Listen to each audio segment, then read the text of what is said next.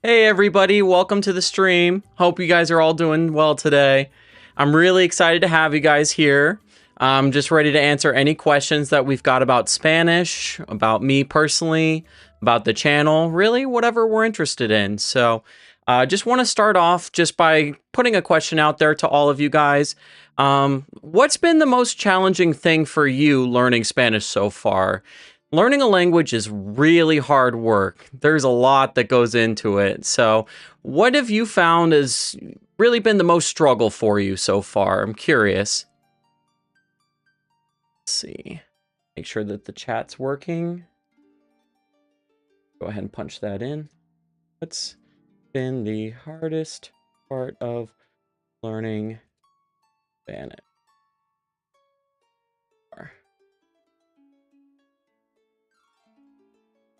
Yeah, and I've got the little whiteboard here so I can answer questions and just write up on here whatever we need to talk about. Let me know if the audio sounds okay.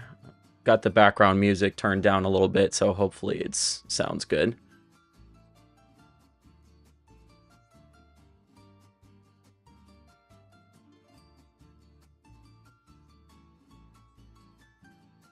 Remembering what I learned. Yep, Brett, I agree. I mean, honestly, forgetting is a normal part of the process. It's something that, you're going to forget stuff. That's something that you just have to accept, that you have to be able to, accept that no matter what, no matter how much you learn, you're going to end up forgetting this, that, or the other. Audio sounds good. Sound is good. Okay, awesome. You're gonna end up forgetting stuff. It's just a normal part of the process. There's certain words that you're really just gonna use every now and then in the language, and so when you're when you're not really using them all the time, it can be really easy to just let them slip at the back of your mind. Like you can be in the middle of a conversation, like, oh man, I know that I know this word. I know I've learned it before, but it's not coming to me right now. So it can be really tricky. Obviously, there's a lot of different methods out there that we can use for enforcing our memory, for reinforcing what we've learned. Flashcards are a really good way. And really just having a journal of some kind, having a notebook, something that where you've got everything written down, what you've learned, words that you think you might have trouble remembering at some point because you're not going to use them all the time. Just write them down. But the most important thing really is just accepting the fact that you are going to forget some stuff. That is a normal part of the process. Absolutely. Okay.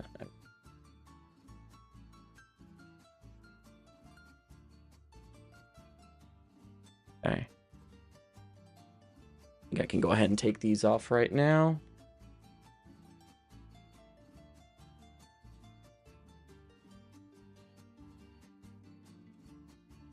Is there any way that I can share this live? I'm not really sure. I think there's probably a button somewhere on your screen where you can, usually YouTube has a little like 3 dots thing that you can put in to share. Let me take a look here. I'm gonna go ahead and hop into the picture-in-picture. And let's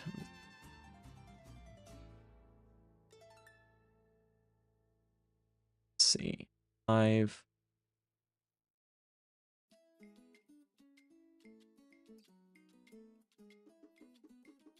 Yeah, so right here, if you go to the live, there's a little 3 dots there, and then you can click share right there, and then you can send that however you want.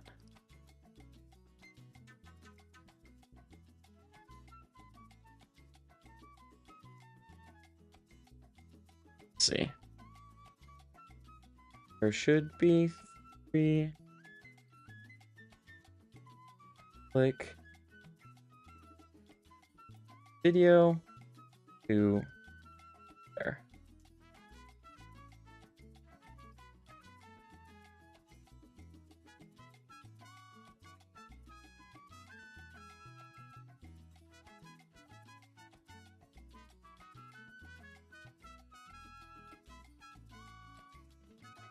Working. Go back here. Okay.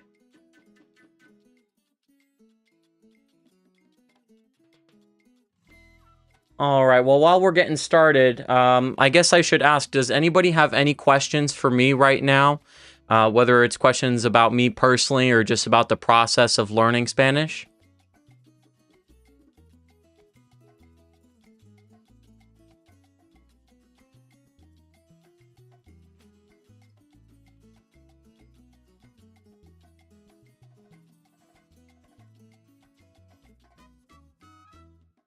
In your videos, how do you balance the usage of English versus Spanish? I'm not really sure what you mean by that, like balance the usage of English versus Spanish. Do you mean like how much English versus how much Spanish to include in the videos?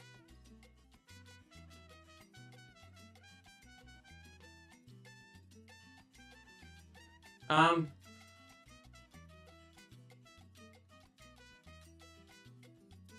my usage?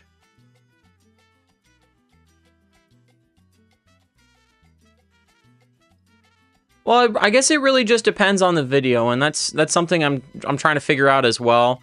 Obviously, in some of my lessons, I use an intro in Spanish and an outro in Spanish. And from the very first video, I've tried to include a little bit of Spanish, and then as I kind of went along the course of making videos and getting into more complicated topics, I'm also trying to kind of ramp up the amount of Spanish that I use in the videos for my intros and my outros and that sort of thing. Because I want to really reinforce the things that we've already talked about, reinforce the things that we've already learned. Obviously, I want to try to be beginner friendly, which is why I always include subtitles in both languages, so that no matter how much Spanish you already know, you're not going to miss anything. And that's why, and same thing in my immersion exercises, no matter where Spanish is included, I'm always going to translate it. So no matter how much you know or how much you don't know, you're going to be able to follow along with whatever the information is that's being displayed. Does that answer your question, sir? Let's see.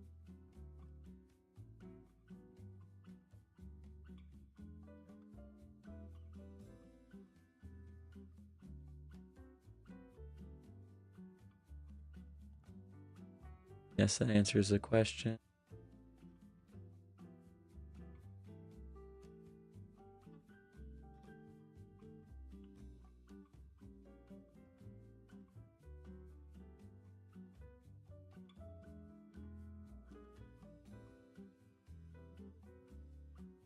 Yeah, I don't.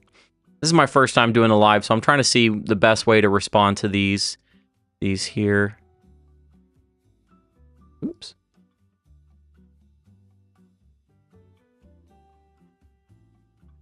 Okay.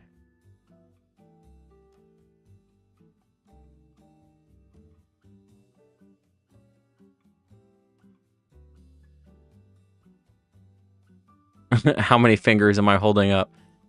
I don't know. Cuatro? 4? How many fingers are you holding up, Kira? I liked what you did with bath, kitchen, and car. Can you do one for food? So like different types of foods that we eat. Yeah, I could do that. Would be like Spanish in the fridge, maybe. Español en la nevera.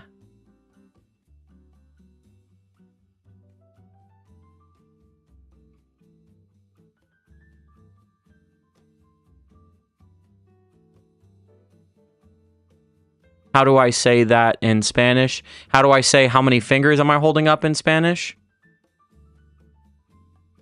Well, I guess you could say something like, how many fingers do I have raised? You could say like, ¿cuántos dedos tengo levantados? Or something like that. At a buffet. Spanish at the buffet. Spanish at the buffet. Oh, now you're making me hungry.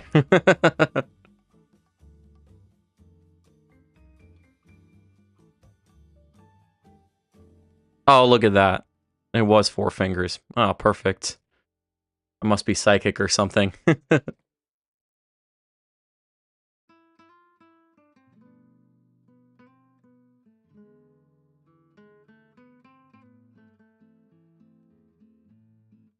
Spanish at the grocery store. You know, I actually just went grocery shopping a little bit ago. I could have filmed something while I was there. That would have been a good idea. Spanish at the grocery store. Yeah, definitely a good idea.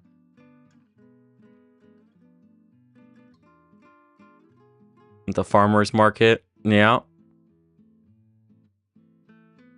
The little tents and everything. All the different little trinkets that they sell there. I haven't been to a farmer's market in a while. There's one near my house though, so I think they have it going like every Saturday or every Sunday or something like that, so I might just do something like that.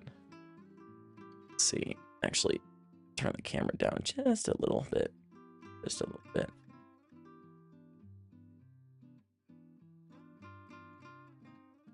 There we go. Okay, that's a little bit better.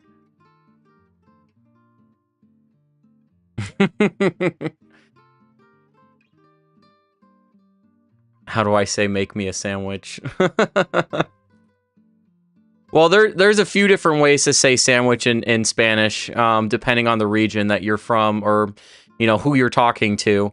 But actually, sandwich, el sandwich is a really common way of saying it. There's also like la torta, which is really more a specific type of sandwich from Mexico. If you've been to a Mexican restaurant, you might have seen like on their menus, they've got tortas there. You could do 10 years worth at Walmart. Yeah, there's definitely plenty of Spanish, or definitely plenty of food items I could cover at Walmart, that's for sure. Could probably break it down by the food pyramid, like different meats and then like cheeses and all the different stuff. Spanish at the bakery, maybe something like that. How do I say make me a sandwich? See. Well, so for make, you could use like the verb hacer. So hacer or preparar can both be used for to make. So you could say something like hazme un sándwich, or you could say prepárame un sándwich. I knew that one. Tortas, I knew that. Yeah, tortas are really good. Yeah. Yeah, like I said, if you go to a Mexican restaurant, there's a good chance, especially if it's like an authentic Mexican restaurant, they're going to be on the menu there. I'm curious, does anybody in the chat have like a favorite word in Spanish? I've got a few different ones, but I think one of my favorite ones is becar, because it's such a short word in Spanish, but it means so much in English. It's to award a scholarship to. It's just becar, but it's to award a scholarship to.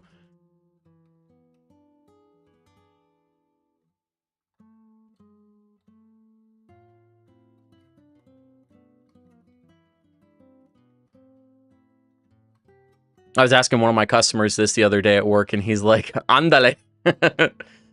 El sushi. Yep, el sushi. Who doesn't love sushi, right?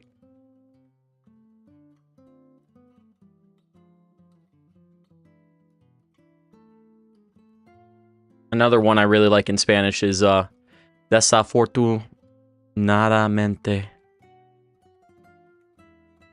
How do I say help? My pants are on fire. Oh my goodness. Okay, well, for help, you can say like ayuda, ayúdame. Auxilio is another good one. So, auxilio.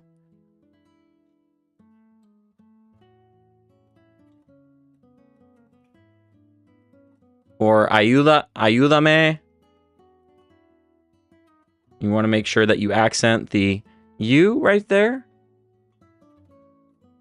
And then you could say, for my pants are on fire, you could say, mis pantalones.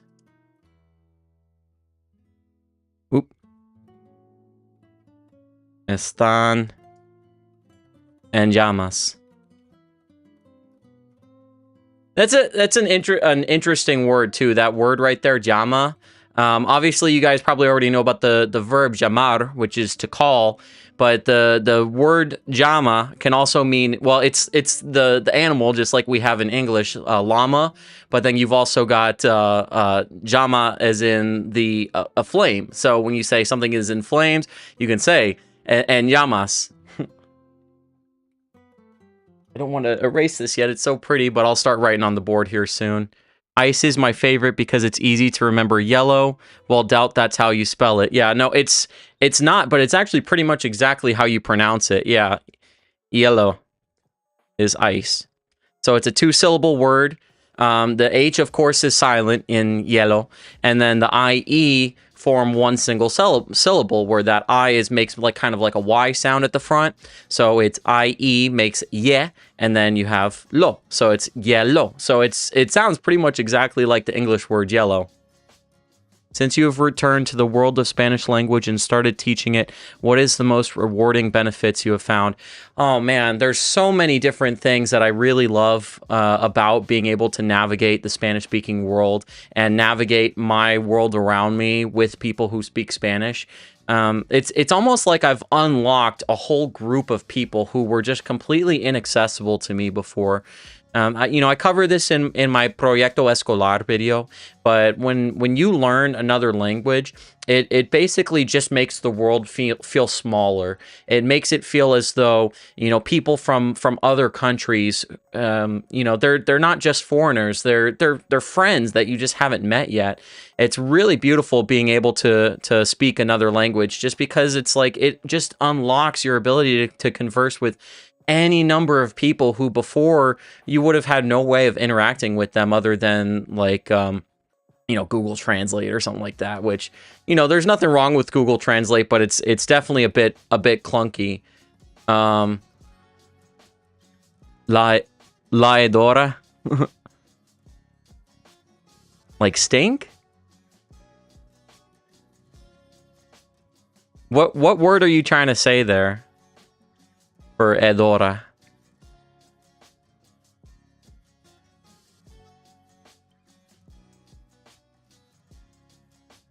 Are you talking like a like Edor? Like a stink? Like a stench? Since you've returned to the world of Spanish language and started teaching it. But I mean, really, as far as teaching Spanish, the most rewarding things that I found, I've joined a lot of different Facebook groups, and there's a lot of people on there who they really struggle with a lot of things that I struggled with before, and being able to look at it from the eyes of a native English speaker and interpret it in a way that makes it easily understandable to people who are native in English as well. It's when somebody's eyes light up when I'm describing something to them that they've really been struggling with or having a hard time with, and they finally understand, it just clicks in their head like, oh man, okay, that's what that means, or that's how I can remember that. And there's a lot of things that can seem really, really complicated at first and really difficult to understand. And then once you just have a little perspective on it with a little bit of guidance, and you're like, oh, that's how I can look at these things. Like with por versus para, the groups that I've joined on Facebook, so many people say, oh, I really struggle with por versus para. I never know when to use one versus the other. But it's really, really straightforward. Por is always like the reason for something. You're always looking back when you're describing por. It's the start of something. It's the catalyst, and then it's also going to work its way through stuff as far as like exchanges. And I bought this for $40 por $40. Things like that. And then para is always the reason why, or the intended. The intended result of an action. You're always looking forward with para. So when you start to look at it that way, it makes it really, really simple to understand. Same thing with like the video that I just did on ya versus todavía and aún. Well, they can be kind of confusing at first when you're just learning all these different phrases with them. But really, it's like, okay, ja is a word of change, of that one thing was a certain way before a certain point in time, and then after a certain point in time, it was a different way. Whereas todavía and aún, well, it just means it's a adverb of continuation, that something was the way at a certain point before, and then after it was exactly the same way, that nothing changed. So once you start looking at things that way and just having that little bit of guidance on it, instead of trying to just directly translate everything and try to remember translations, that can be tricky, and that can be hard to remember that way when you just try to remember translations for everything. But when you focus on the function of the words and the purpose that these words serve in the language, that's when you can really start to understand the deeper reasons as to why, you know, the how it serves Spanish speakers and what the real purpose is as far as the distinction between those words. Luna says it means the stench, and that's what she calls her cat. Yeah, yeah. Edor is stench, so Edora. I assume the cat is a girl, so making it like a feminine. How many regions and dialects are there in Spanish? Oh man, that I guess it depends on how broad you want to look at things. You know, you are Street Austin today on live. Yes, I guess we could say that. I'm Street Austin and Professor Austin today. I'm just Austin, I guess. How many regions and dialects are there in Spanish? There's a lot. You know, it really depends on how broadly that you want to look at it.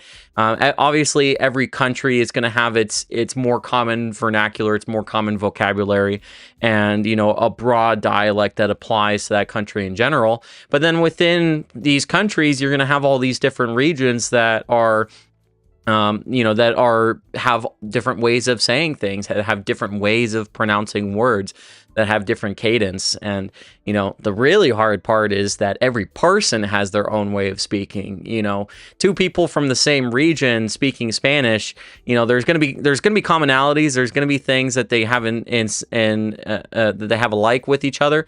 But then there's also going to be plenty of things that are different between them. Everybody's got their own manner of speaking, and that can be really part of the most tricky thing as far as talking with somebody that you haven't met before who's speaking Spanish.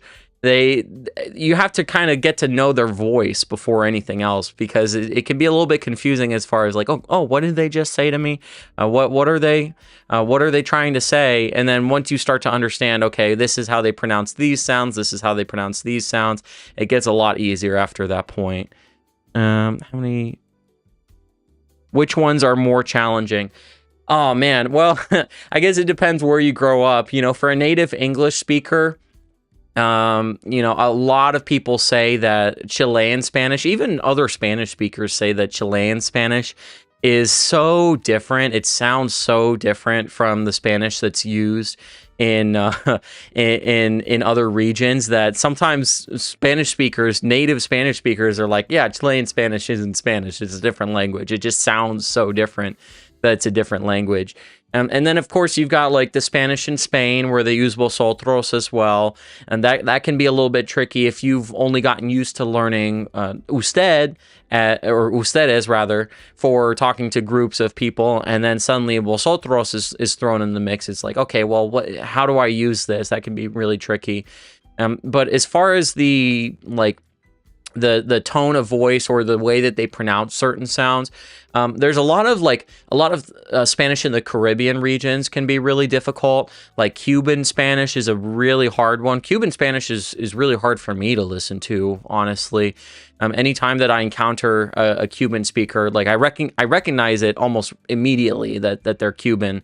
And it knowing that what region they're from kind of does help as far as giving you an idea of what to look out for, and being able to kind of guess what it is that they're saying when you're struggling in following certain sounds that they make. But Cubans, Puerto Ricans as well, just the way that they talk, a lot of the times, and again, this is something that's really specific to each speaker, but the accent that they have over there, it almost sounds like, well, what I like to say to a lot of times to Spanish speakers is hablan como si tuvieran algodón en la boca, which means they talk as though they've got cotton in their mouth. They've got kind of like this mumbly sound to it. You know, you listen to artists like Bad Bunny. You know, Bad Bunny is not my favorite artist in Spanish by a long shot, and part of the reason for that is because of that accent, the way that he sounds when he speaks. You know, he makes great music, but for somebody who's not a native speaker, not used to hearing that Boricua accent, it can be really challenging listening to him. But honestly, I listened to Bad Bunny on purpose for the express purpose of, okay, I need to practice listening to Puerto Rican Spanish. I need to practice listening to these dialects that I struggle with the most. So, you know, if you're ever having trouble listening to speakers from a certain region, well, that's really the best the best indicator that I need to practice more listening to people who are from this region. So that's something that's really important as well, is if you're really used to listening to, I don't know, let's say Colombian Spanish or Mexican Spanish, which those are two regions which are generally considered to be a lot easier to listen to. If you ever talk in Spanish with a Colombian or a Mexican, a lot of times, depending where what region they're specifically from as well, their regional dialect. But a lot of times, you're going to be able to understand pretty much everything that they say. They speak in a way that's very clearly enunciated. They don't talk terribly fast compared to speakers from other regions. Again, it depends on the person, but for the most part, you listen to like Colombian Spanish, Mexican Spanish, maybe like Venezuelan Spanish, and that can be a lot easier to understand versus Cuban Spanish. Puerto Rican Spanish, Chilean Spanish, especially. There's definitely a lot there that can be really challenging as far as those regions. Do you foresee certain parts of the channel concentrating on any of those more challenging dialects? I assume you're saying.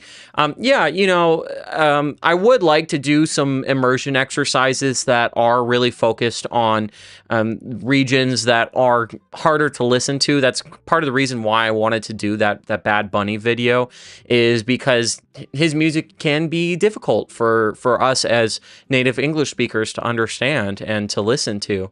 So yeah, I would definitely like to share more content from different regions where the accents can be more difficult to listen to. I've thought about some different ideas as far as the immersion that I'm doing on the channel. The immersion focused learning, which I really think is the most important thing that we can be doing, is just immersing ourselves in the language in order to learn. I really think it is the best way to learn a language. Like, yeah, focused study is great, but that's not how we learn a language quickly. When we're children, when we're babies and we're first getting a handle on language, you're not having all of the constructions explained to you at once. Obviously you're going to learn a little bit here and there, but for the most part, you're just there doing your thing, and people around you are speaking, and you're just picking up on phrases, you're picking up on intonations, you're picking up on all these different little details that over the course of time, as long as you stay immersed in the language, that's going to be the biggest advantage to learning as quickly as possible. This is why I say things like, set your phone to Spanish if you're looking to learn, because I don't know about you guys, but I use my phone plenty of times. I use my phone pretty much all day, every day. I'm on it all the time, and I'm able to navigate around without reading what's on the screen because I know what everything is on there already. I already know exactly where I'm poking around in the different menus and stuff on the phone. So when you change your phone's language to Spanish, then at that point, everything that you were already familiar with is now being presented to you in Spanish. And you can pick up on all kinds of different vocabulary and grammatical constructions and things like that. And you can just understand a lot better about the way that the language is being used, about the way that that sentences are constructed, the way that phrases are put together. And it's just a very, very helpful and free method, and very quick and easy to do, and you can always change it back if it gets overwhelming. If it's like, okay, I've had my phone set to Spanish for a little while, and now all of a sudden I'm like, oh man, I can't tell what this menu is trying to tell me. I don't know what I'm about to do if I click this button. Well, you could just go back and set your phone back into English. It takes 2 seconds. So I definitely do recommend that for you guys out there if you are trying to improve your vocabulary and learn new phrases and grammatical constructions. That's a really quick and simple way to really just tremendously boost your vocabulary in the language. Let's see. Could you give me an example of a few words that have different sayings in all the different regions, but all mean the same? Like, okay, of a few words that have of a few words that have different sayings in all different regions, but all mean the same. So you mean like as far as like words that you know, one region says it this way, one region says it that way, another region says it this way. Sure, yeah. Let me go ahead and let me see. Go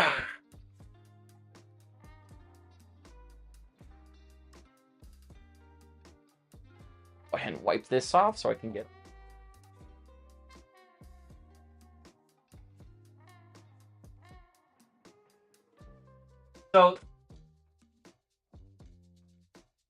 So if you've seen my shorts already, there's a lot of alternate vocabulary that I always try to share in the shorts.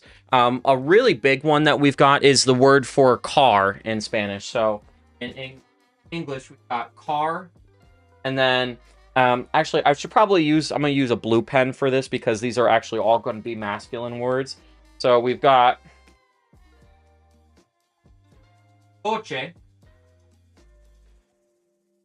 Now, el coche is going to be the way that they say it in Spain. It's pretty much going to be the exclusive usage to Spain. Spain is learning Spanish. This is something that I'll just point out really quick, that the Latin American Spanish, there's a lot more commonalities in Latin American Spanish than there are with Spanish from Spain. So the vocabulary that they use in Spain is more often going to be different than in countries in Latin America. So this is going to be Spain. And then we've got probably the most common one that we're all familiar with, and because it's the most similar to our word in English as well, is going to be el carro. El carro. So, and just remember, you do want to roll your R there. Like I've talked about in my pronunciation video, as far as rolling the R, it is pretty straightforward. All you got to do, put your tongue to the roof of your mouth and then blow air over your tongue. What's going to happen at that point is it's going to push your tongue into your front teeth, into the back of your top teeth there, and that's going to create that trill sound. So when you want to say carro or perro or something like that, something that's got that double R usage, that's really all you need to do is just push your tongue to the roof of your mouth, blow air, and then that's going to make that fluttering sound as you're speaking. And el carro is going to be the most common usage, and then we also got el auto. And el auto is going to be used more in a few regions, more in southern Latin America, as far as I can recall. I don't remember all the countries that auto is used in, but it is a little less common. That's going to be more, I believe, like Uruguay, Argentina, a couple countries like that are going to use that. But this is really going to be the word that you're going to recognize the most, is el carro. And then if you're in Spain, you're really going to... Oh, I'm sorry. Thank you. Oh, my goodness. So if you're in Spain, you're really going to use more el coche. So that's another good one there. Let's see. What else?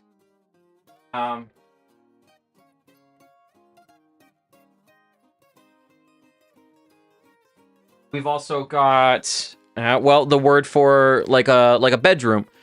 What a great way to explain how to roll your R. Yeah. You know, it's the hardest part really for English speakers as far as rolling your R's. Once you learn how to do it, the hardest part is learning to stop doing it at the right time. Because depending on the pronunciation of the word, whether it's like a single R or a double R, and how many trills, how many flicks of the tongue that word calls for, and really it's stopping your tongue from doing that at the right time. So retracting your tongue, stopping to blowing over your tongue, that's going to be the biggest challenge for us. You know, a lot of times English speakers who are learning Spanish, we like to show off that we've learned how to roll our R's, and we'll say el carro, el perro, you know, stuff like that. It's, you know, it's just showing off. It's not necessary, and it's not correct. You know, the word is spelled with 2 R's. It's not spelled with 4 of them. So that's going to be really the tricky part, is just learning to stop blowing air over your tongue at the same time. But yeah, I mean, there's all kinds of different words that are different in different regions. And I'm going to go ahead, I'm going to change the the screen real quick. I'm going to throw this up. If you guys haven't seen the website before, SpanishDict.com, this is really the best place that you can go as far as learning new vocabulary. So I've got another one here, and I've done this in my video as well as far as Spanish in the bedroom. But if you look up bedroom, you know, the most common one, or at least the most common one that I use, is el cuarto. That's why I call that video Español en el cuarto. La habitación is another big one. You're going to hear that one a lot. El dormitorio. And then this one is a little bit less common. La recámara. That one, it is going to be a little bit less common, but you are going to hear that as well in these regions here. But this is what I love about this website here is they're going to tell you what regions these words are used in. So let's say, for example, if you're looking to go to a certain country, if you want to travel to a specific country, and you know that the Spanish that they use there is different words, like especially if you're going to be traveling to Spain, you can make sure, okay, when you look up new words, okay, well, which region is this word going to be used in? What's another one? I think like the word for, let's say pool, like a swimming pool. You've got la piscina, and then in Mexico, a really common one that you've got is la alberca. So that's another one right there that you're going to see more just in Mexico. And then in Argentina, they have this word that they use as well, la pileta. So this website, SpanishDict.com, SpanishDictionary.com, it is very useful, and they have a great app that you can download onto your phone. I definitely recommend using that app, having it at the ready at all times. As soon as you learn a new word, definitely look it up if you're not already sure what it means. But not only looking up that word is going to be useful, but being able to find the alternate translations for the word that you're looking to translate, because it's going to be something that, okay, you might hear somebody from a different region saying that word at some point, and you're not going to have any idea what they're talking about if you haven't also learned that alternate translation. You know, if you hear somebody talking about their car and they're a Spaniard, and you hear them say el coche, okay, well, if you've only learned carro, you're gonna be like, what are you saying? What is this word? Let's see what else we've got. Hola, Austin, ¿cómo estás? Estoy bien, no me puedo quejar. That's a good response for you guys. I use that one at work all the time. No me puedo quejar, and that just means I can't complain. I like to use that one a lot when I'm at work. And if I'm feeling a little bit salty, I'll say, no me puedo quejar, no cambiaría nada. So, no cambiaría nada means it wouldn't change anything. So if you're not exactly having the best day, and you want to say, oh, okay, well, I can't complain, it wouldn't change anything anyway if I did. You know, it's a fun little way to just get a laugh out of Spanish speakers. You know, just kind of be a little bit cutesy while you're talking with people. But yeah, you know, let's see, great way to roll your R's. Okay, but yeah, so learning. What was I saying? Learning alternate vocabulary is really a very important thing that we need to be prepared for. Let's see. Haciendo mi inmersión como un aprendizaje, I guess that means, de inglés, viendo como un estado.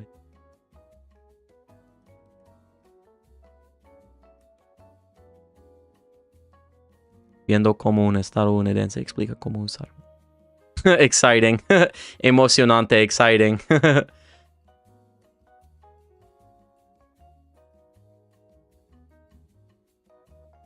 Gracias, Miker. ¿De dónde eres, Miker?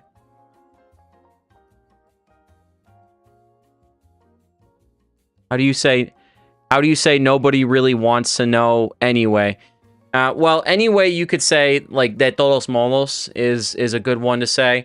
De todos modos, de todas formas.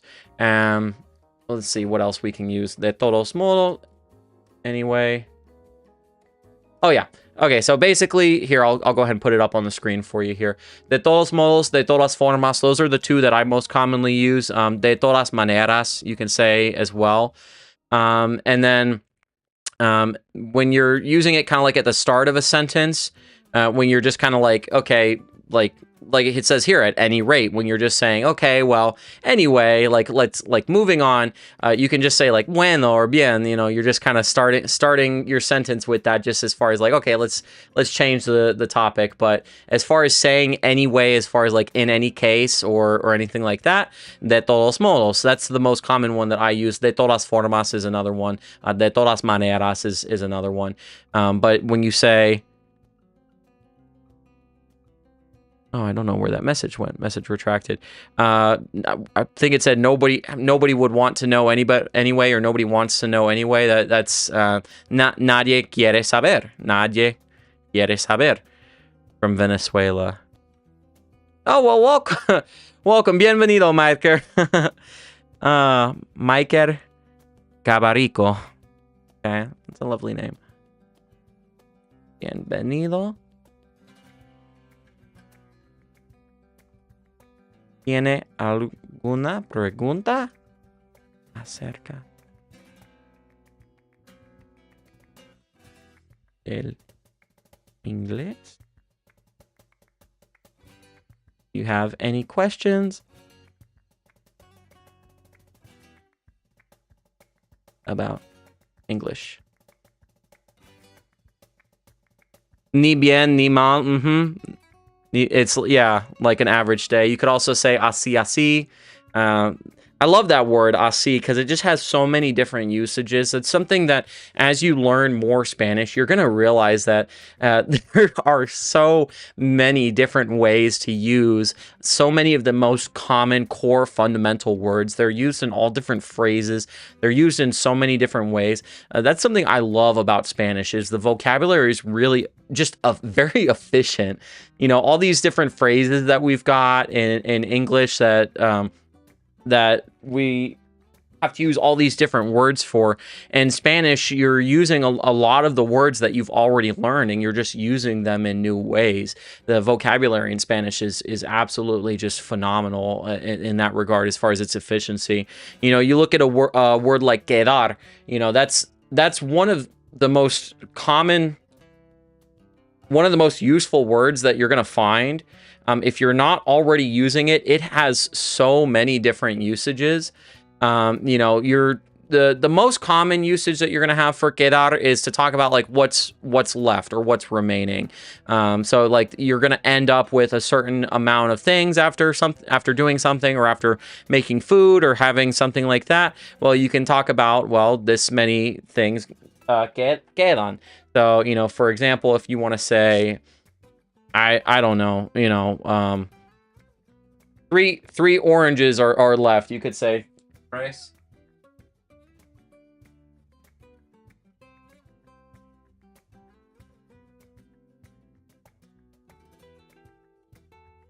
Yeah. So use that right there to say 3 oranges are left. But then you can also talk about location. I've talked about this before in my ser versus estar video. Quedar is a way of talking about location for things that aren't really likely to change their location at any point. So if you want to ask somebody like, where's the bathroom? Well, ¿dónde? Always want to make sure when you're asking a question, you always want to make sure that you're including the accent marks on these words. As far as the actual pronunciation and saying it out loud, it's going to sound pretty much the same, because this accent mark isn't really going to differentiate anything, because the word naturally ends with that syllable, or that word ends with a vowel, so it naturally uses a stress on this syllable anyway. But using this right here is going to tell us that basically that there's a lack of information, that we're asking a question. But ¿dónde queda el baño? ¿Dónde queda el baño? Where is the bathroom? Where is the bathroom located? Where is it situated at? And then you could say something, you could use quedar to talk about like meeting somebody. So that's another a really good one as well. So ¿dónde quedamos? You can say, where are we meeting?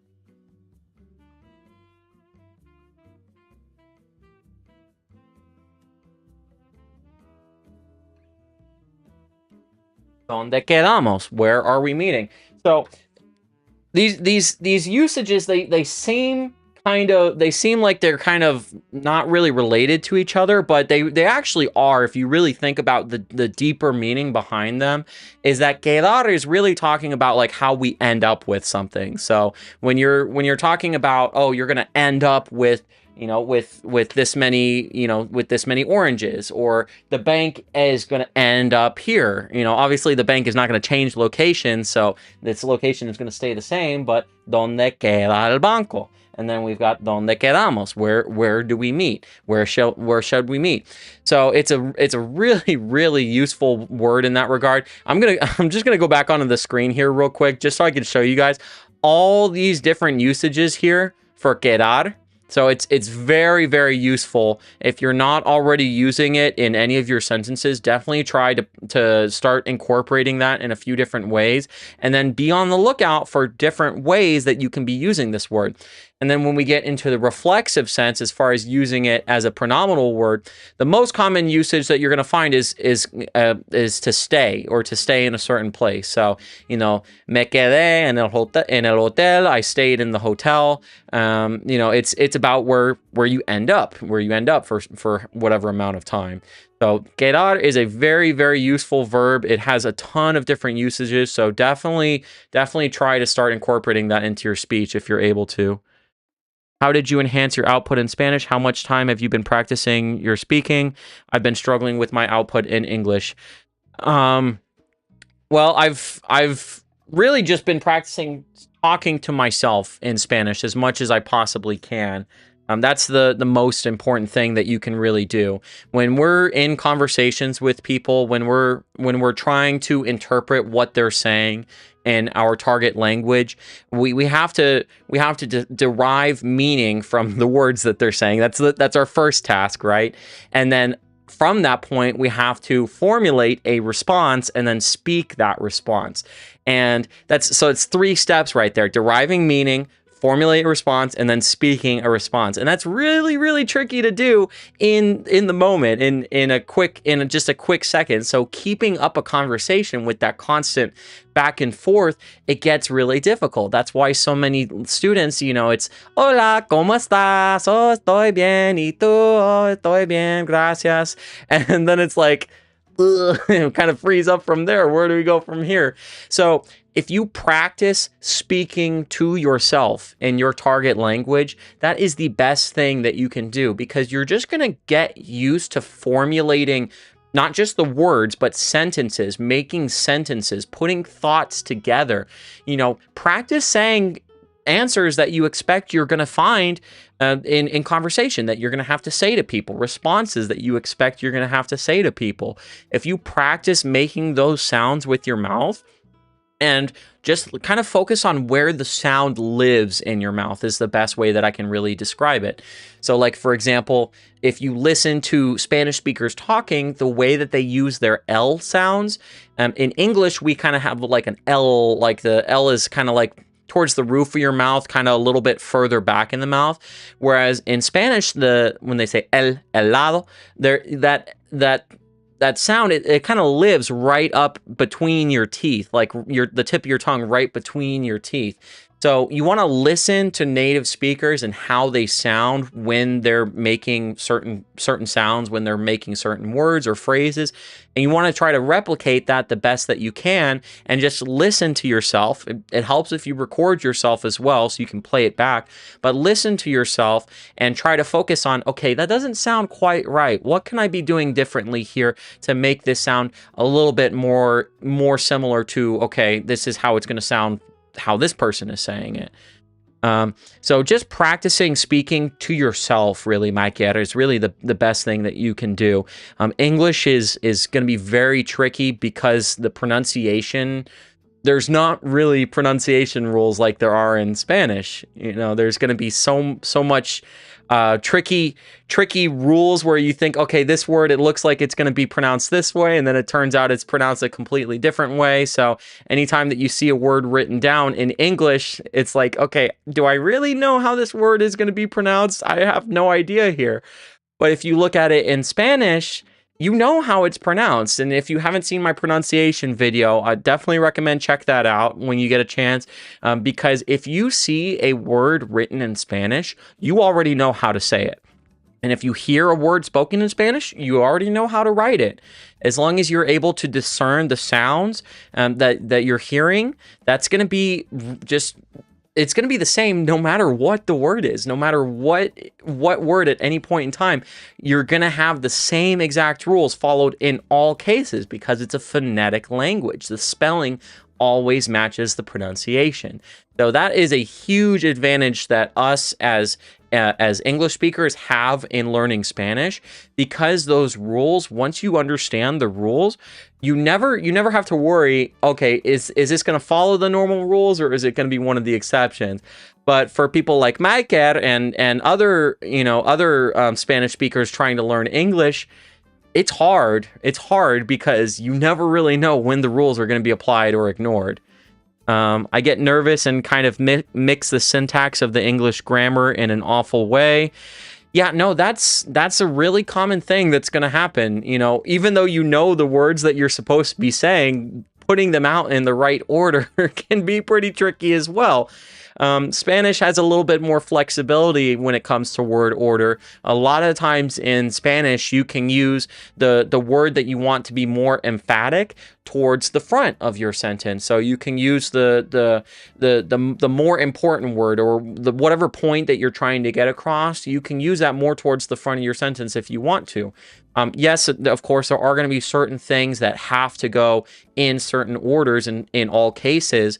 But in a lot of cases in Spanish, you can really kind of play around and formulate sentences in different ways based on what's the most important point that you're trying to make. In English, it's not like that at all. Oh, okay, Autumn, you found how to share my live. How do you do that for anyone who's wondering? How do you share the live for anyone who's wondering? Because I think it's just like there's a button underneath and it's just got like an arrow and it says share, and then you can send it to, text it to people or whatever. But yeah, as far as the English grammar and syntax, there's not nearly as much flexibility like there is in Spanish. So coming from Spanish and then into English, you're going to be used to using words in a certain way, in a certain order. And then in English, when you say the words in that same order, it's not going to sound right to native speakers. It's going to sound off. Yeah. Let's see what else we've got here.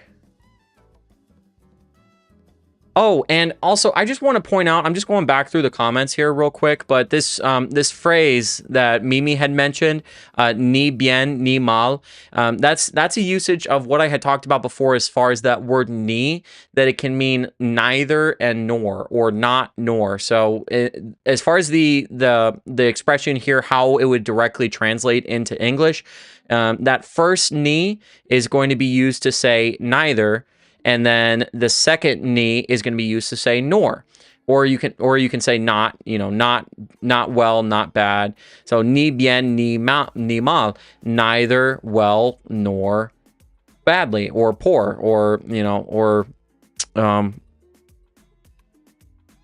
yeah. Let's see what else we got.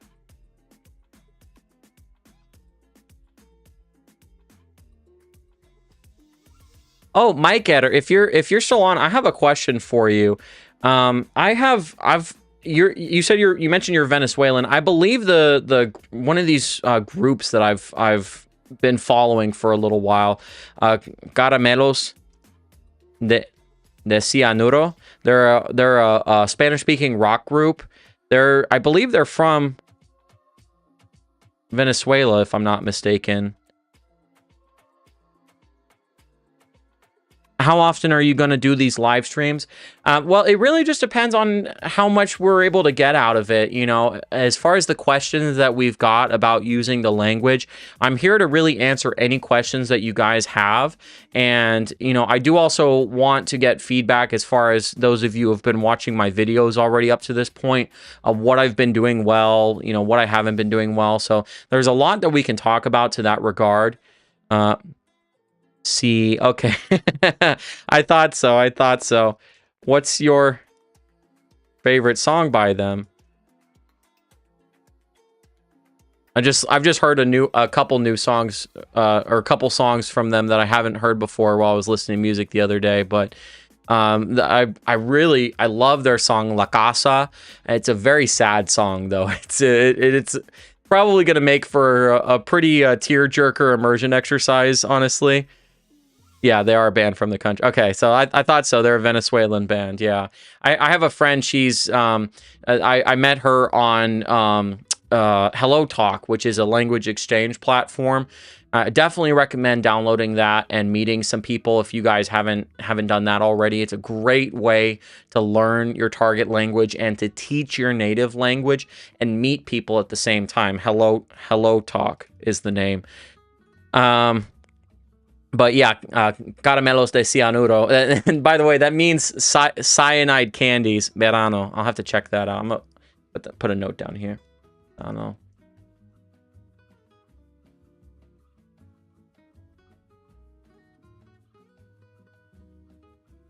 Gracias, Maiker. I'm gonna have to check out that song. I love that group. I love rock music, and they're a rock group from Venezuela. Their songs are really good. So I've already covered them a little bit earlier in the channel when I did my pronunciation video. One of their songs was part of what I did for the practice section as far as how many syllables does this phrase have.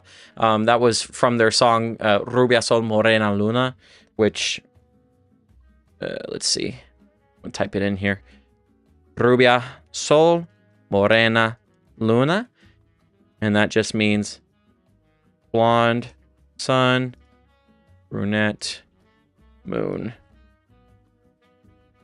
That's another good song. I think that's the first song that I learned from them, and it's a really good song as well. But yeah, they're a great rock group. If you guys like rock music, I definitely recommend checking them out. Their intonation, just the way that they sound when they're singing, is really easy to follow. It's a really, really good one for learners if you're trying to immerse yourself in the Spanish language. That is a great group to get yourself familiar with because their lyrics are just very easy to understand while you're listening to the song, and their music is really good as well. I very, very much enjoy their music.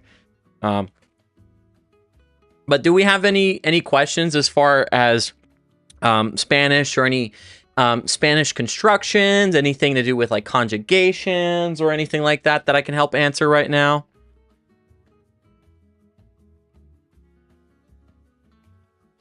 Prefiero no saber. I prefer not to know. Prefiero no saber. Mesoneros. Okay.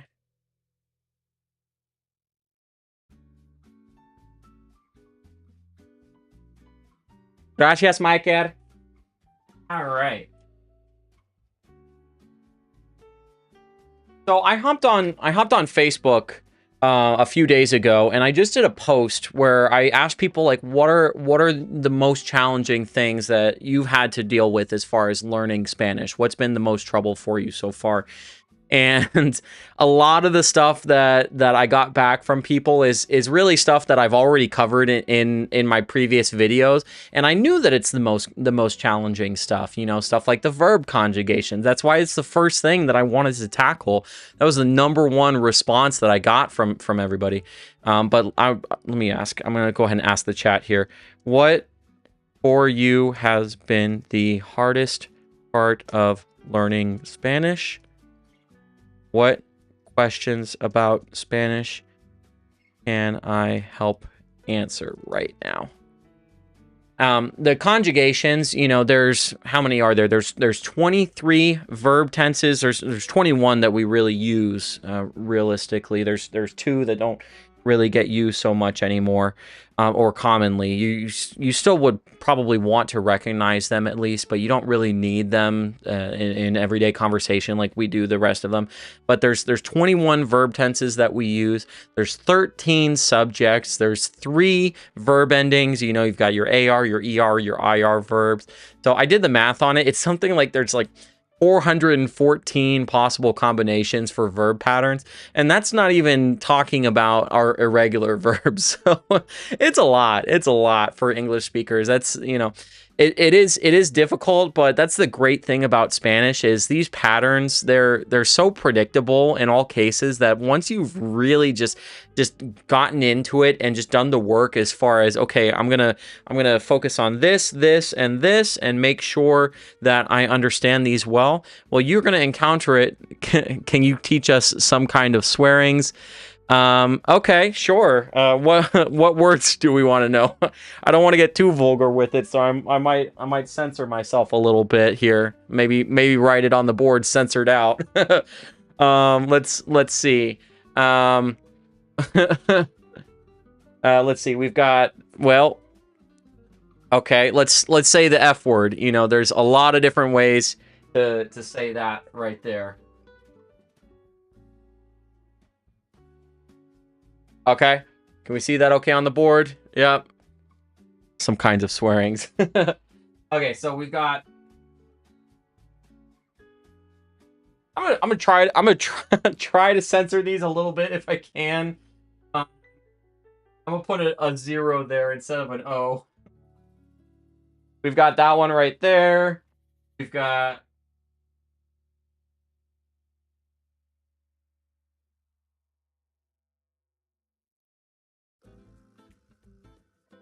that one right there.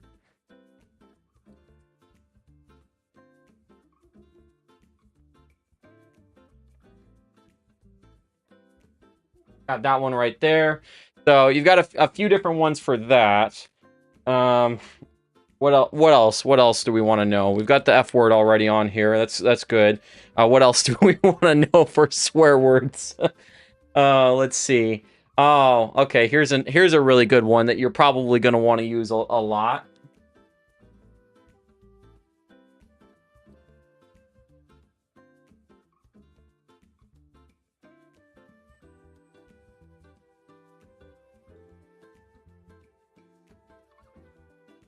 So that word right there, it also does get shortened down into a phrase or a single word, or that phrase I should say gets shortened down into a single word, which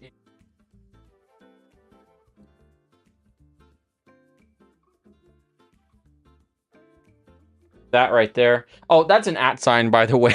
So that's an A. But yeah, hijo de puta and hijo, where they just put the UE right there and make it into a single word. Well, that means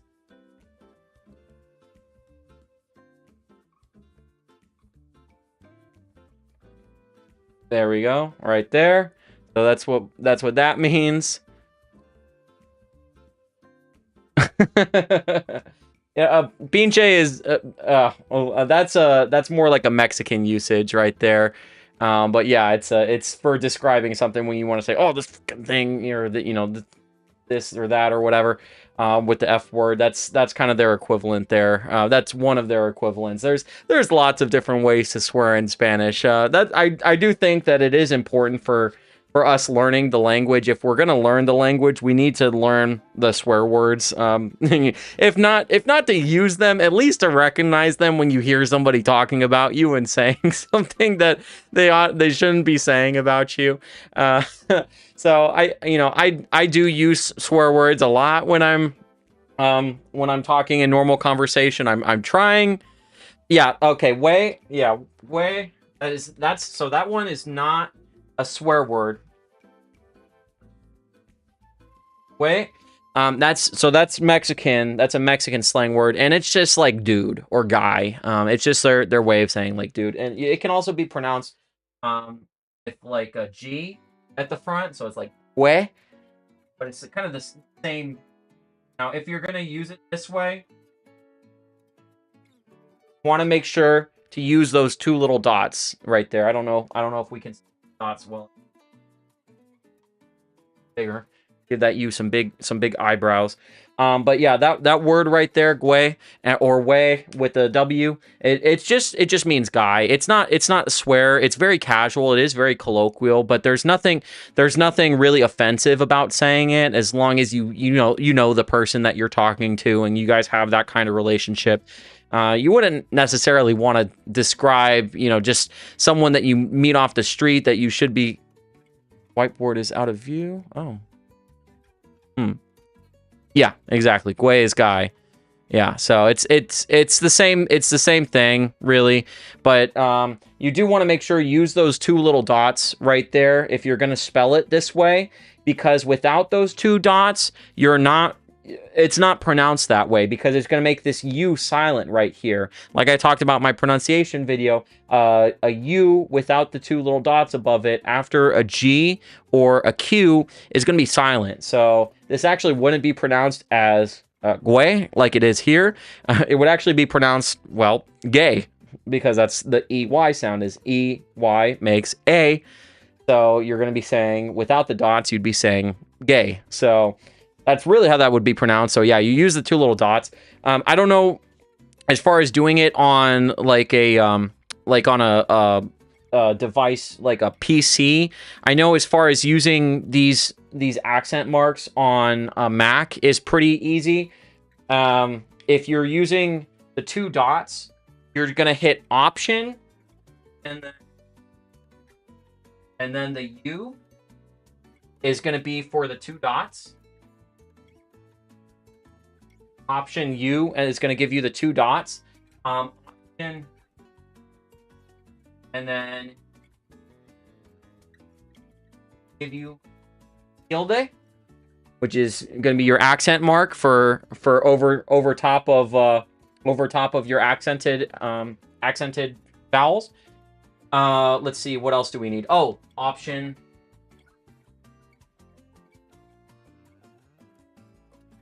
The tilde for over top of the N. So you're just gonna put that input, and then you just type the letter that you want. So if you want like an accented E, for example, Option E, and then just type E, and then it gives you that right there on a Mac.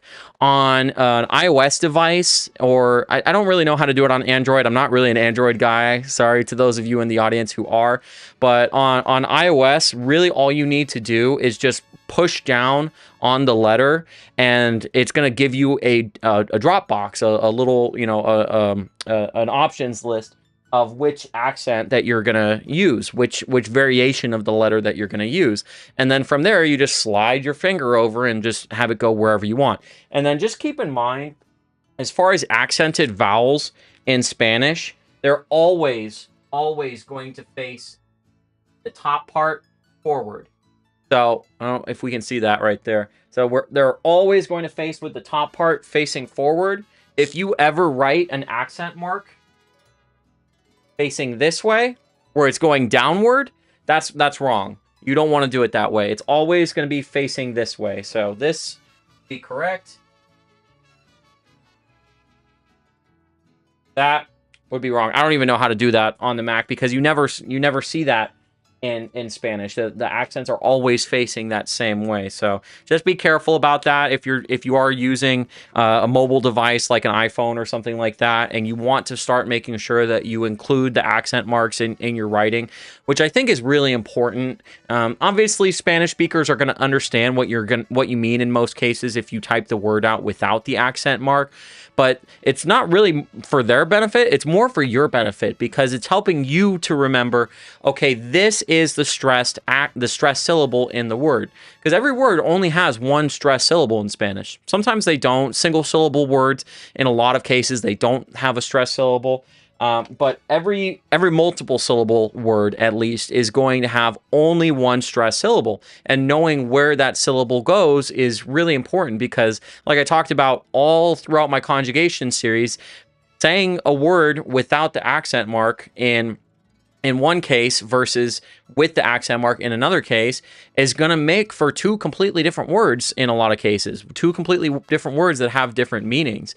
And yes, that could absolutely confuse native Spanish speakers, and you know they would probably figure out eventually what you're trying to say, but it's not correct. So you want to make sure really try to write those accent marks when you can, and also when you're speaking, really try to make sure that you enunciate that stress syllable. So, for example, the verb hablar, when we have hablar, if we want to say I spoke, hablar is to speak. If we want to say I spoke, is going to be hablé with the accented E at the end right there, is I spoke. That's the preterite, okay? So that's the preterite yo form. Whereas hable, with no accent mark, so the stress naturally falls on that front syllable with that A, is going to be the subjunctive usage. Subjunctive for yo or él, ella, and usted. So it you know, for us as native English speakers, because we're not really used to accent marks, we might think, okay, this isn't really so important. It's not that big of a deal. But for Spanish speakers, it makes a huge difference when you're speaking. The difference between hable and hable, you have to start getting used to that. You just got to practice it, really, and listen for it. When you're hearing people speaking, listen for that single stressed syllable in any of the words that they say. You're gonna, like I said, every single word has only one stressed syllable, and it will change the meaning on that. Let's see. We got any other questions about Spanish, or any questions for me right now as far as the channel or my plans or anything like that? Or do we have any suggestions on the channel as far as things that you've seen that you'd like to see more of? Like the full immersion video that I did the other day is really is something that I think would be really fun to do more of, just to do like stories in Spanish and just have the subtitles in both languages so that you're focusing on your listening comprehension more than anything else, but you're also learning vocabulary and phrases at the same time. Is that something that we should be doing more of? Is it something that you guys would like to see? Or should we focus more on just doing the lessons that we've been doing up to this point, as far as the Profe Austin, the Austin de la Calle with the immersion exercises?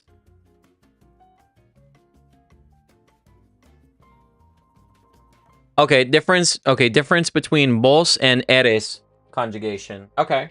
So vos is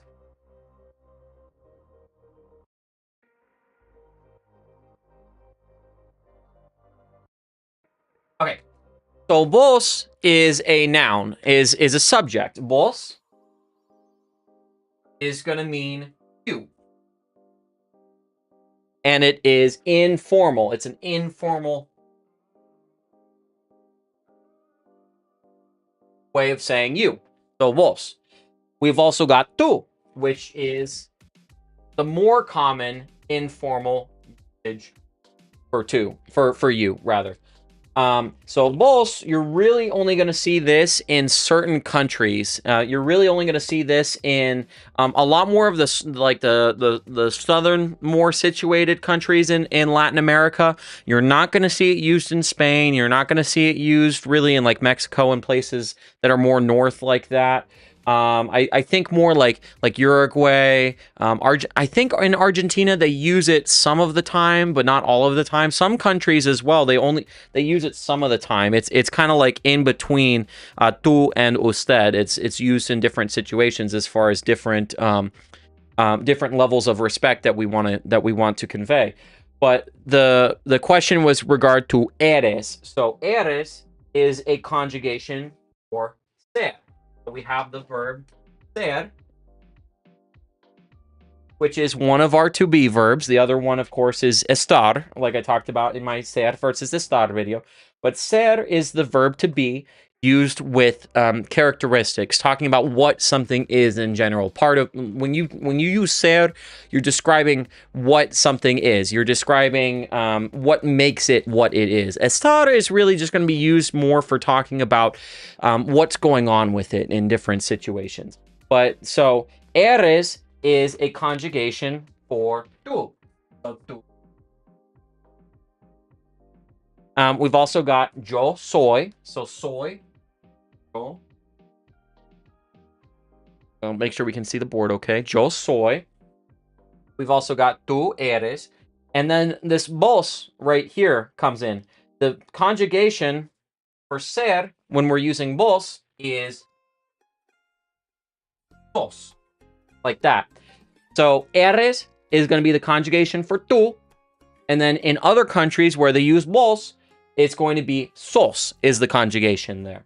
So really this word right here, when you hear a word like sos, when you hear that conjugation right there, you know immediately, okay, this person is from one of the countries that uses vos, because you're not going to hear somebody from those other countries using sos unless they're already using vos. It's always going to be eres in that case, because this is the same. This is, in most cases, for all intents and purposes, tú and vos are basically the same person. It's basically the same exact subject, but it's just dependent on the region. So sos is going to be the conjugation that we use for vos as far as for ser. And I do just want to point out real quick while we're on the topic, we've also got the subject, which is used exclusively in Spain, which is vosotros. So vosotros is how we're going to say you all in the informal sense. So you all, sos equals eres. Yes, vos equals tú, sos equals eres. That's basically how you can look at it. Exactly. Vos is just an alternate form of a informal singular you, talking to a single person. Like I said, in some countries, they use tú alongside vos, and they convey slightly different meanings as far as the level of respect and the relationship that they have with each other. But in most cases, they're basically going to be equivalent to one another. So yes, exactly. So vos equals tú and sos equals eres. It's talking about basically the exact same person. It's using the exact same verb, which is ser. And I'm just going to point out real quick, vosotros, which is used in Spain, which is all. That's the informal usage. Is you all, they say vosotros in Spain. And then they use ustedes to say you all for the formal sense. Just like in Latin America, they say ustedes to mean you all in the formal sense. But in Latin America, they don't have an informal usage for you all. It's always going to be ustedes. But in Spain, they use vosotros as well. So that's their informal you all usage. And the conjugation for ser that they use with vosotros in Spain is that, sois. So it looks very similar to sos. So a lot of times when like if you take a Spanish class, like in school or something like that, most Spanish teachers, they don't really talk about vos at all, and they don't really talk about vosotros in most cases unless you're going to be going to Spain, unless it's a class focused on Spanish from Spain. I think it's important to learn all of these because you don't know who you're going to run into from the Spanish-speaking world. There's no reason why you're learning all these different subjects. You're learning all these different conjugation patterns. You're learning all these different verb tenses. It's freaking hard work learning all of this. I'm not going to lie. It is hard work. But there's no reason, if you're already doing all of that, why you wouldn't already use vos and vosotros and start learning those at the same time. As far as vos is concerned, the conjugations for vos in most cases, in most tenses, are pretty much exactly the same as they are for tú. There's really only a handful of tenses where vos is different from tú. So your present tense conjugations is very similar, except with the present tense, the accent, the stress is going to fall on the second syllable, or on the last syllable rather, with vos. So they always stress that last syllable. Whereas with tú, it's always going to fall on the second to last syllable. And then your commands are going to be different as well. So there's a couple differences between vos and tú, but they're pretty much the same. But you got sos, and then the other conjugation for ser that we use is sois in Spain. And then, of course, we've got yo soy, we've got tú eres, we've got, let's see. See if I can use a different color here. Just throw the rest of them up here while we're at it. Él, ella, usted, es. Got él, ella, usted, es, which is he, she, or you as the formal. Got nosotros, somos. We've got vosotros, sois. We've got ellos.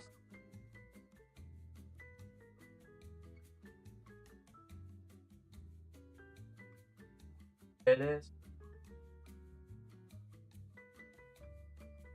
Ellos, ellas, ustedes. Son. Sorry about my bad handwriting here. Ustedes. Ellos, ellas, ustedes, son. So, ser is a very, very irregular verb. That's why in my conjugation series, I did focus on teaching that verb from the very beginning as far as all the different conjugations for it in all its forms, because it is so unique in that sense. It is one of the most common verbs that you're going to use in Spanish, and the conjugations in a lot of cases are really not what you would expect as far as regular verbs go. It is very different. So yeah, we've got yo soy, tú eres, vos sos. We got él, ella, usted, es. So that's all of our conjugations as far as talking about a single person rather than a group of people. And then we've got nosotros somos, ellos, ellas, ustedes son. And then we've got vosotros sois. So again, that's used exclusively in Spain. And yeah, okay. Any other questions I can help answer right now? I think it would be a lot of fun to see Spanish in the outside world, like maybe going to a Spanish grocery store or a Spanish restaurant and how to order in Spanish. Yeah, you know, I would love to do that. Obviously, I want to be respectful of the people who are running those places. I don't want to just barge in there with a camera and just shove it in their faces and be like, "Me das un," you know, I don't want to do that. I definitely would want to get vosotros equals ustedes. Well, no, not in all cases. Vosotros does not equal ustedes in all cases. As far as in Latin America, yes, there's not really going to be any distinction between an informal usage for talking to a group of people versus a formal usage. It's always going to be ustedes. But in Spain, they use both. In Spain, they use vosotros and they use ustedes. So they use vosotros informally, and then they use ustedes when they're talking formally to people. The ustedes usage is really not that common in Spain as far as from what I've seen in my experience. Vosotros is really going to be the more common conjugations that you're going to run into. So again, that's really why it's important that you do get yourself up to speed on the conjugations for both. You're going to run into it a lot, you know, especially as far as like Spanish media. Like my video that I did on Pan's Labyrinth, that movie is from Spain. It's set in Spain, so they use vosotros conjugations there. So it is very important that you get up to speed on that, especially if you're ever anticipating going to Spain at any point. Really, the conjugations are not that hard compared to everything else. You know, it's just a little bit different. You know, that's really all there is to it. But yeah, so ser especially is a very, very common verb that you're going to be using in a lot of cases, and it's definitely tricky.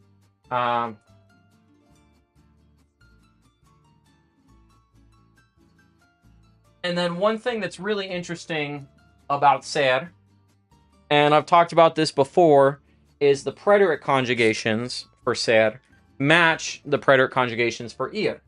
So ser and ir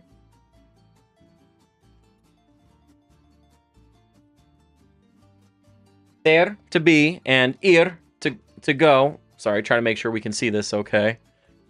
They're going to be the same conjugations in the preterite.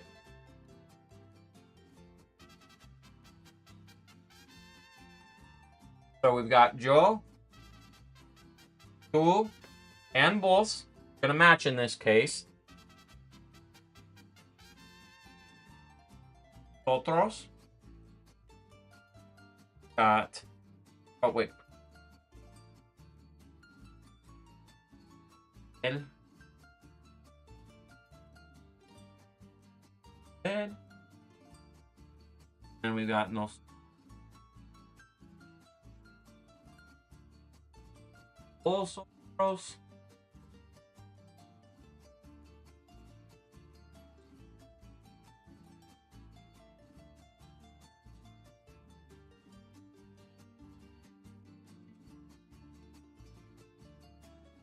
So the conjugations for these two verbs, which are both highly, highly irregular verbs and very, very common, like I talk about all the time in my conjugation series, the most irregular verbs in Spanish are also the most commonly used. So if you're ever feeling overwhelmed as far as all the irregular conjugations, I wouldn't worry too much about it, honestly, just because you're going to be using them all the time. So the likelihood that you're going to forget them is really low, honestly, just because you're using them so often. It's just constantly being reinforced. But we've got yo, fui, got tú and vos, fuiste, él, ella, usted, fue, nosotros, fuimos, vosotros,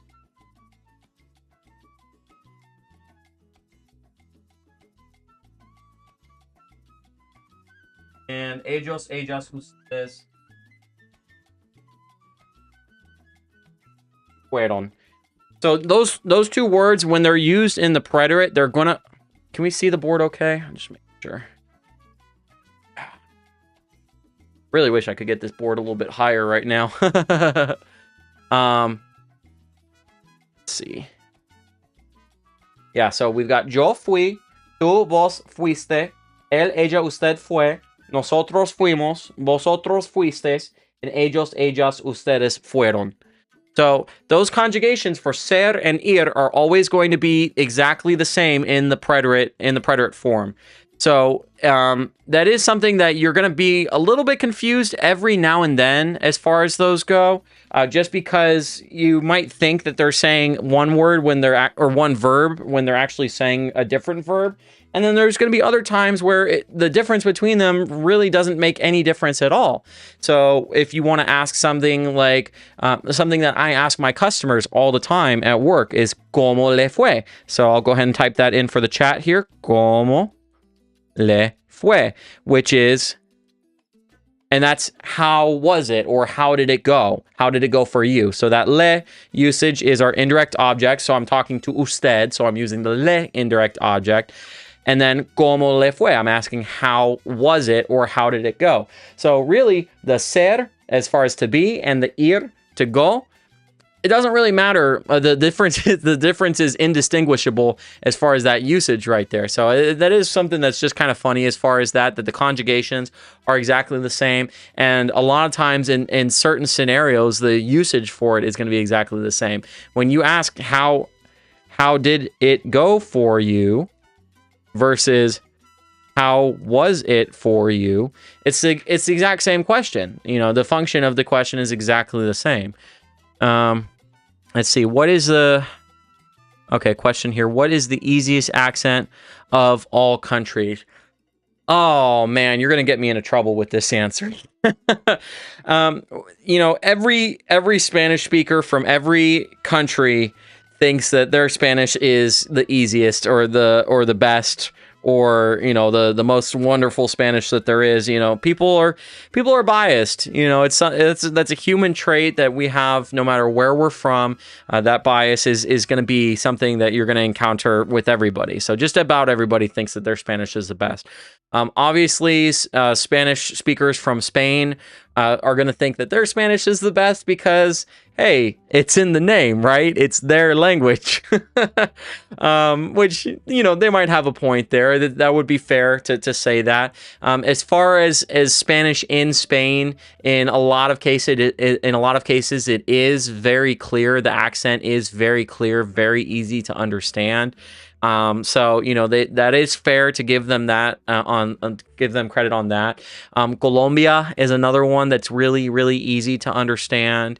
We've got Mexico, honestly, depending on the region as well, because these countries are huge places. They've got different regions where some areas are the natives are easier to understand there versus other regions in the same country where they can be a lot harder to understand. You've got Mexico is a huge country, and they've got speakers from different regions that even coming from the same country, they can't always understand each other very well. And, it's the same thing here in the United States where I live. You get somebody that's got a really thick, I don't know, let's say Bostonian accent or a really thick New York accent or something like that, or a really thick Southern accent. You can't really understand what they're saying all the time because they don't talk the way that you do. And it's the same there. But as far as in the broad sense, if you wanted just broad strokes, Spain, Colombia, Venezuela, Mexico, those countries they're generally a bit more easier to understand. And then as far as the hardest to understand, that's a matter of opinion as well. Obviously, I think Chilean Spanish is definitely up there with a lot of Spanish speakers. They have trouble understanding each other. Dominican Spanish as well is another one that's really hard. They talk very, very, very quickly, and their syllables they really ride together in a lot of cases. They just the way that they talk, the flow of their speech can be really hard to follow. Cuban Spanish, Puerto Rican Spanish, that can be really tricky as well. A lot of Spanish from like the Caribbean regions, at least for my ear, this is all a matter of personal opinion, but at least for my ear, a lot of Spanish from the Caribbean regions has been, really difficult to understand for me. And I really have to really practice to train my ears to master listening to those people, which again is why I'll listen to Bad Bunny and artists like him on purpose, because it's like, okay, I'm having a really hard time understanding Puerto Rican Spanish. Let me go ahead and listen to some Puerto Rican music so that I can get used to having these sounds interpreted in my brain. So that's something that is really the best thing that you can do is if you identify that something is giving you a hard time in the language, if you identify that something is giving you a lot of trouble, well, then attack it. If you've got a weakness when it comes to something in the language, attack that weakness. Pan's Labyrinth is so cool. Yeah. It's a great movie. I had never seen it before I watched it for the purpose of preparing for the immersion exercise, and I loved it. It really had like a really cool like Alice in Wonderland kind of vibe to it, but a really dark Alice in Wonderland. It had a very mature storyline about war and just I don't want to give too much away about the movie because it's really good. You should go see it. But it is a very, very good movie. It's like a dark fairy tale is the best way that I can put it. It's very, very grounded as far as the characters, but it's very fantastical, I guess you could say, as far as the setting and everything that happens in it. But it's a great movie. The Spanish that they use in that movie is really easy to understand for the most part. Obviously, I recommend listening to it with subtitles so that you can see it written down as well. With subtitles in Spanish, I should say. Try not to listen to it with subtitles in English unless you feel like your vocabulary is really limited. It's okay to not know every word that they say and have to look it up every now and then. That's totally fine. But I would recommend watching it with subtitles in Spanish. But it's an awesome, awesome movie. Outside of that, what other questions have we got about Spanish as far as conjugations, prepositions, phrases, anything like that? Another one that people ask on the Facebook page that I did the other day, or when I did the post on Facebook the other day, and I asked people, what's been the most challenging thing for you so far?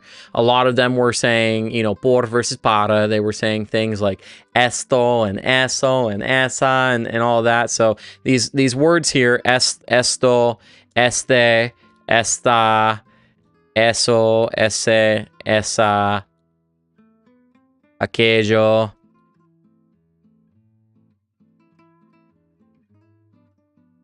aquel, aquella. Those words right there, they can be really tricky, especially because the difference between them is not always clear.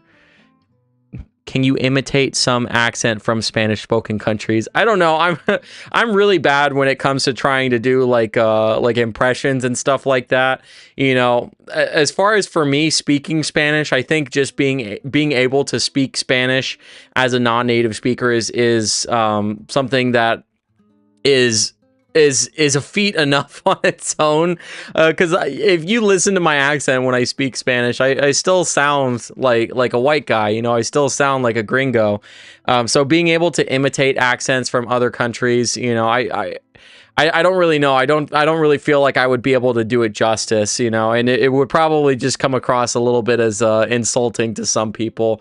But but definitely I would recommend just, you know, just listen to artists, singers, actors, listen to them from different regions and try to get a handle on how they talk. Like I said, as far as like Cuban and like Puerto Ricans, a lot of one thing that Puerto Ricans really do a lot, and a lot of people in those regions that they'll drop their S's from their plurals. So, you know, when you ask like "Cómo estás?", they be like "Cómo está?" You know, they'll make their R sounds depending on where the R sound is placed in the word. If it's placed in the like in the middle of the word or at the end of the word, they'll make it sound like an L in Puerto Rico as well. So, you know, every verb ends with an R in Spanish. So Puerto Ricans, whenever you hear them talk, you know, anytime they say a word in the infinitive like hablar, they're gonna say it's gonna sound like hablar, or, you know, really anything like that where they have that R sound at the end right there. It's gonna take on kind of like an L sound. But yeah, that was one of the things that was really the most challenging for me when it came to Puerto Rican Spanish in particular, is just the way that they drop their S's at the ends of their plurals and at the end of their words a lot. You know, it's like you don't know unless you're paying really close attention. You don't know if they're talking about multiple things or just one thing. Yeah, it sounds like hablar. Just the way that like and just the way that they say the name of where they're from, Puerto Rico. To them, the way that it's going to be pronounced, if you listen to a native Puerto Rican, the way that they're going to say it, it's almost going to sound like this: Puerto Rico, Puerto Rico. So that R sound doesn't really hit that same R like it does usually. It's going to be just like an L. And those sounds, as far as the Spanish R and the L sound, they do kind of come from the same part of the mouth a little bit, as far as the tongue towards the front of the mouth. Like if you make that R sound when you say Puerto, you know, you're gonna have that R kind of towards the front of your mouth, your tongue towards the front of your mouth. And then to make that L, same thing. The tongue is towards the front of your mouth. It's just a question of, okay, well, what is the tongue doing to make this sound? So that's just kind of how their pronunciation is for their words, in their R's in the middle of their words versus towards the end of their words, versus towards the front of their words, I should say. When it's at the front of the word, that R is going to still sound like an R. But when it's in the middle of the word and it's followed by a consonant, when it's like in this case that it's followed by a T in Puerto, it's followed by a T. In this case, it's going to sound like an L, Puerto Rico. So they've got that R sound still, but only at the front of the word when it's followed by the vowel sound. But yeah, so as far as you know, the different things that I want to cover on the channel, you know, my next video, I'm definitely thinking about doing a full breakdown on the various usages of se. I don't know, does that sound like that's something that would be good for you guys? I know that there's a lot of different usages for that word in Spanish. It's used in all kinds of different applications. So I thought that it would be something that would be pretty good for a structured lesson. Do we want our next structured lesson to be about the different ways to use se? Something else. So yeah, I'm really curious. You know, I want to do I want to do my structured lessons in, there's not really a specific order that they have to be released in, but I did try to make them as far as a foundational order. The conjugations, I really think it is important to learn those first before anything else. Por and para, I think is a really big one as well. That's why it was my first one after the conjugation series. Pronunciation, cognates, all those things they're foundational. They just help you to kind of set the baseline for where you're going to continue from there as you keep learning new words and things like that. But the word "se" is something that is really important as well.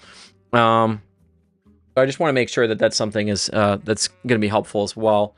The other question I wanted to ask to you guys is, do we want to see more immersion exercises from TV/movies versus songs?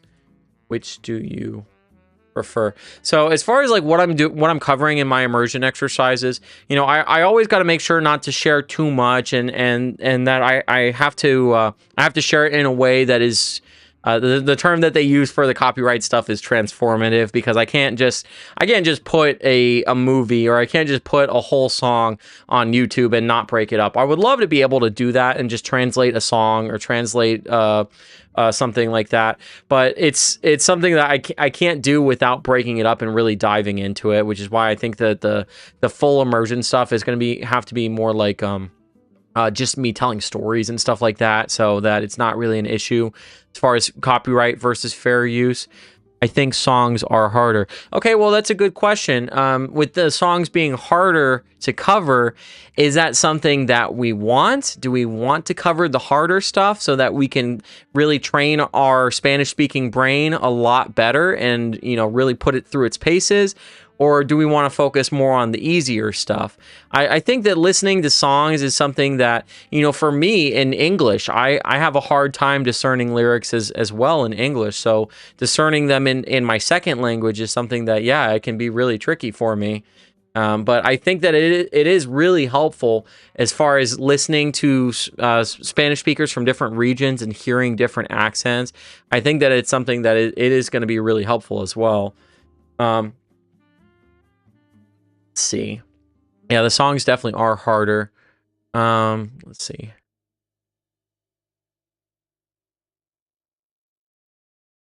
I'm just going to go ahead and I'm going to run to the bathroom real quick. And I think we'll probably wrap up here before too long. Just want to do like some final questions for you guys before we wrap up. So let me go ahead. I'm going to run out real quick. And we'll move on in just a little bit, and we'll wrap up from there.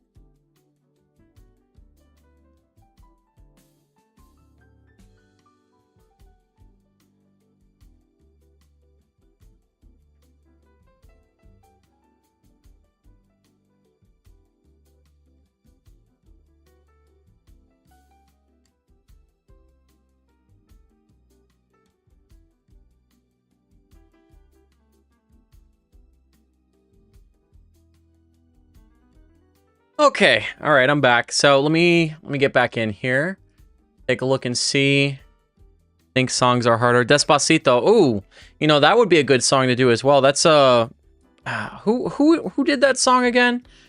I don't even I know it's Justin Bieber and somebody else if I'm not mistaken. Who was that? Let's take a look see here.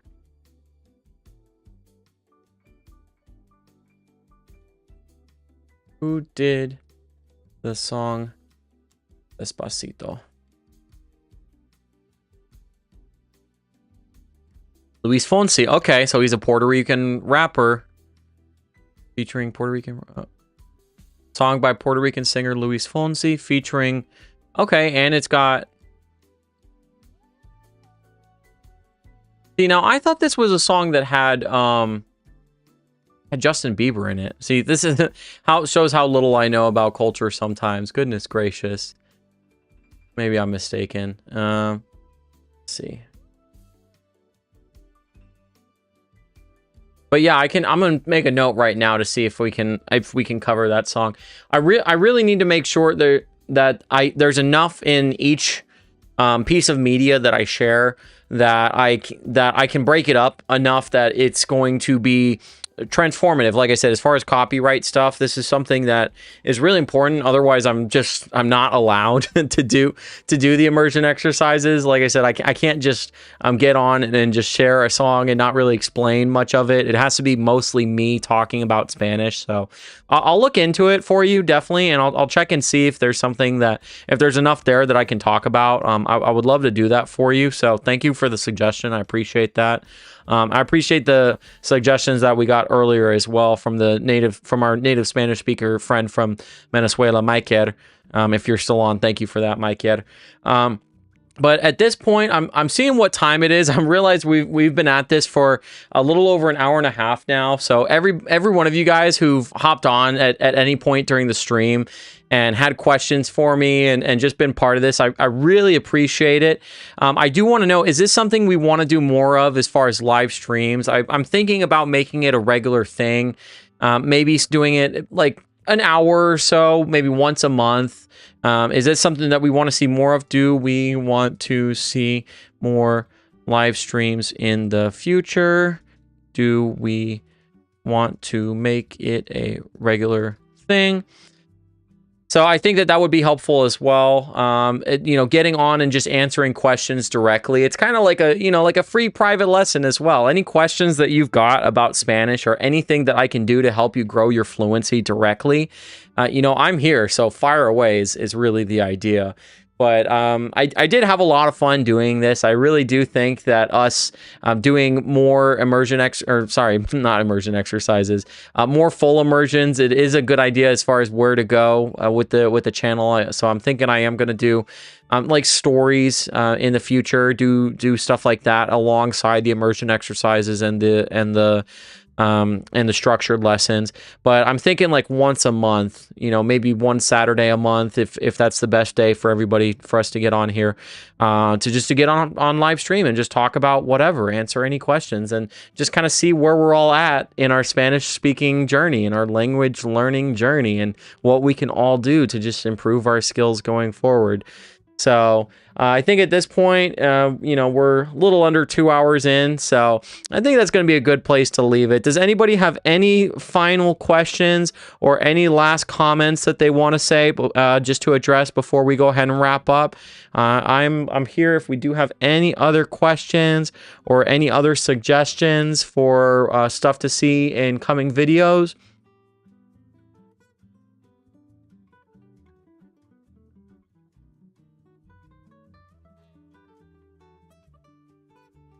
This has been a lot of fun. I really enjoy doing this with you guys. I love helping out as much as I can. I love having the channel here. I started doing it not really having any idea where it was going to go, and I still really have no idea where it's going to go from here. But would it be here on YouTube, or will you stream on other platforms? I know you also do TikTok. I'm gonna have to look into that. I don't really know what it would take to stream on more than one platform at a time. I'm sure it is possible, but it may end up being the case that I'm going to have to stream on just one platform. So I do have to get into that a little bit and just do my research. I don't really know the answer to that, so I'll check it out and I'll definitely get back to you, Mimi. Do you think with Spanish I will be able to understand Portuguese? Oh man, that is a good question. Spanish and Portuguese do have a lot of similarities with each other. Obviously, they are different languages. You know, sometimes I'll listen to people from Brazil. I get a lot of customers at my work who are from Brazil, and they'll come in and I'll hear them speaking in Portuguese with one another. And my first thought is, oh, are they speaking in Spanish? What are they saying? And then I realize that they're not speaking in Spanish at all, that they're speaking Portuguese. So they're similar, but there's enough differences between them that even if you're fluent in Spanish, that's not going to make you fluent in Portuguese. But I will say, the more Spanish that you know, the more Portuguese you're going to understand. It's the same thing with a language like Italian as well. They all come from Latin. You know, they all have a really deep roots in Latin. You know, they're the Romance languages, I think is what they're called. And so the more that you know about any of those languages, the more you'll be able to understand about the rest of them. It's the same thing with French, and as well. Portuguese speakers can understand Spanish more than Spanish speakers can understand Portuguese. Yeah, learning Portuguese and knowing Spanish does help a bit. Yeah, so there are similarities between them, but being fluent in one language is not going to make you fluent in another one. Although there is something, actually, while we're still on, I want to look into this real quick, because there's a language that, let me Google this real quick. What is the language that is a mix of all Romance languages? There was a guy some time ago, he developed, okay, here it is, Interlingua. It's this guy in the 50s, he created this language it's called Interlingua, and it's basically one language that's a blend of enough elements of these different Romance languages like Portuguese and Italian and Spanish and French, that if you're a native speaker, or if you're fluent in any of these languages, this language Interlingua is going to be similar enough to your native language that you can basically understand what they're saying. That obviously you're not going to understand it 100% perfectly, but there's enough similarities there that he was able to basically blend them together where, understanding them makes enough sense to native speakers of those languages. So yeah, Portuguese is definitely one that you will benefit from. Knowing Spanish, you will benefit as far as being able to understand Portuguese speakers to an extent. But not so much. Italian is another big one as well. If you know a lot of Spanish, you're going to really be able to understand Italian a lot better. But again, it's not going to make you fluent. If you want to learn those languages, you got to learn those languages. There's no way around that. I'm sorry to tell you. All right, so it's almost 5 o'clock, guys. I hope y'all have enjoyed. I had just a blast doing this. I would love to do another one with you guys. So I'm thinking we'll probably schedule another one for maybe about another month from now. This is a great way to reach many people at one time. Yeah, no, this is fun. And just being able to answer questions directly, even the most random questions that anybody's got, any of us can learn from it. And I really do love that. So I think it would be a good idea to do more of these in the future. I'm thinking maybe once a month would be good. Obviously, the time that I got to carve out for doing the live streams is time that takes away from the videos that I'm putting on the channel. Is it like German and Dutch? No, I don't think German is really similar to those languages at all. Dutch either. I think they derive from different ancestral languages. So Italian, Spanish, Portuguese, French, they all derive from Latin as an ancestral language. So they have enough similarities with each other, but German does not. German is very different in that regard. The whole structure of the language is very different. I don't know anything about Dutch really, so I know it's not a Romance language, so it's probably the same case, that it's not similar enough. But yeah, so today is what, the 26th. So right now I'm thinking maybe Saturday the 30th, roughly a month from today. Saturday the 30th, maybe around this time, we can see about doing another live stream. Hop on. I'll try to have a little bit more as far as preparation for you guys, as far as maybe doing like some practice stuff that we can prepare for, and like challenge you guys to see if we can translate different things and stuff like that. I think that could maybe be fun. But yeah, so right now that's going to be my plan for the 30th of August, probably the same time, unless we need to change that for any reason. If there's a different time or a different day that works better for most everybody who's looking to hop on, we'll definitely address that as we get closer to it. But yeah, thank you so much for joining the stream. I hope that you had a good time. I greatly appreciate you being here, and I'd love to chat with any of you guys going forward in the future, more live streams and anything else on the channel. I'm always just a comment away.